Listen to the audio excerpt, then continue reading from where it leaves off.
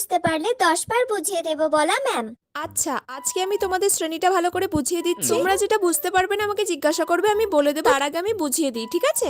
সামাজিক স্তরবিন্যাসের ক্ষেত্রে শ্রেণীটি গুরুত্বপূর্ণ। কারণ শ্রেণী শব্দের ভিন্ন অর্থ থাকে, সর্বদাই শ্রেণীটি সামাজিক ও সংক্ষিপ্ত সংজ্ঞা দেওয়া খুবই কঠিন। এই বিষয়কে শ্রেণী বোঝায়। কে বুঝতে পারোনি বলো। আচ্ছা, আমি যে পড়াটা আজকে পড়ালাম, আমি কিন্তু এই পড়াটা কালকে সবাইকে পড়া ধরবো, ঠিক আছে? কে কে বুঝতে পারোনি তোমরা আমাকে ভালো করে জিজ্ঞাসা করো। যে যে বুঝতে পারবে না, যে যে জায়গাটা বুঝতে পারবে না, তোমরা আমাকে ভালো করে জিজ্ঞাসা করো। আমি একবারের জায়গায় 10 বার বুঝিয়ে দেবো। বুঝতে না পারলে জিজ্ঞাসা করো, কিন্তু কালকে পড়া ধরার সময় যদি না পারো তাহলে কিন্তু আমি খুব ইনসাল্ট করবো সারা ক্লাসের সামনে। কে কে বুঝতে পারোনি এবার আমাকে জিজ্ঞাসা করো। ম্যাম আমি পুরোটাই বুঝতে পারিনি, একবার বুঝিয়ে দেবেন? এ কি রে, এতক্ষণ ধরে যে আমি বকে গেলাম, ভ্যাজ ভ্যাজ করে যে আমি বকে গেলাম, কানে কি কথা কিছু যায় না?